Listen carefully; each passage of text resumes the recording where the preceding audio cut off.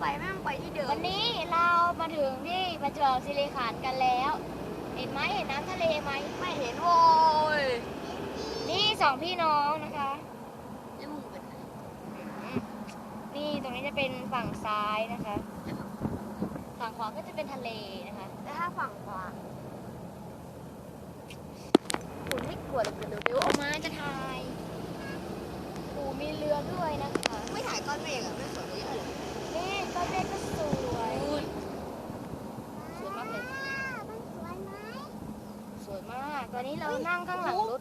มีภูเขากี่ลูกวะเนี่ย1 2 3 4 5 ตรงนู้นแล้วก็จะเป็นเกาะนะคะ 1 2 เห็นไหมคะเห็นภูเขาข้างหน้าข้างหลังไหมคะตอนนี้ก็จะเป็นฝั่งตรงข้ามนะคะ โอ้ที่พี่เห็นนะมี9 ลูกเลยภูเขาอ่ะ นี่เห็นเรือไหมเรือเยอะเลยตรงนั้นก็จะเป็นเกาะนะคะตอนนี้เรากำลังจะมาแล้วถอยหลังเลยนะคะ นั่งรถอยู่นะโอเคนั่งรถอยู่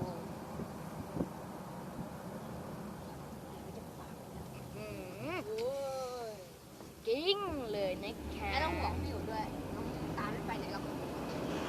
ไม่อย่างนี้แน่เลย อันนี้จะเป็นกระทรวงหรือเปล่าไม่รู้นะคะอ๋อ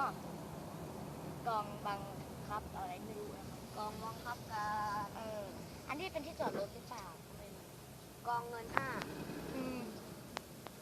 นี่เราจะมาจอดรถแล้ว เดี๋ยวเราก็จะเดินไปหรือเปล่านะครับ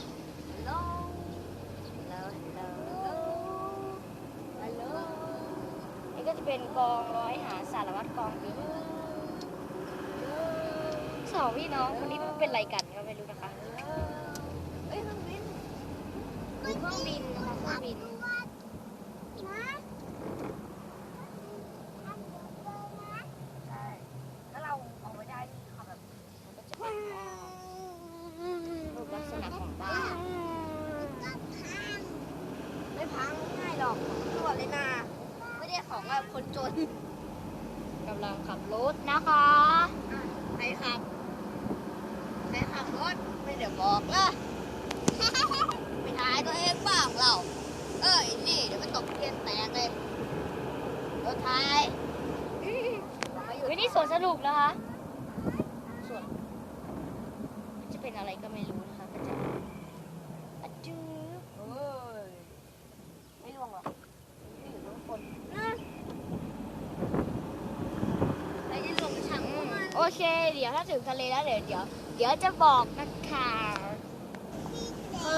ขอลืมบอกนะคะว่าท้องฟ้ายังสวย ตรงไหนวะเดี๋ยวบอกว่าจะถ่ายตอนนี้ไง ก็คือ เดี๋ยวบอกจะถ่ายตอนที่ถึงทะเล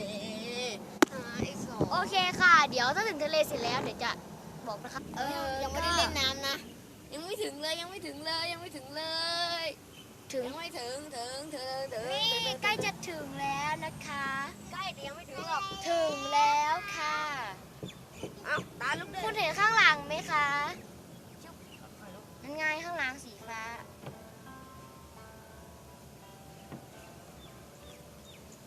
นี่ระวังหล่นนะ จับแน่นๆระวังตกโอ้โหมีเกาะข้างหลังด้วย มานั่งเรือมา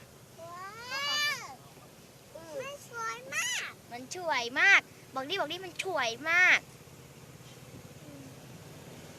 เดี๋ยวเราก็ว่ายน้ำแหละ ไปปุ๊บก็อย่าหยุดตู้ โอเค เดี๋ยวเราจะเล่นน้ำกัน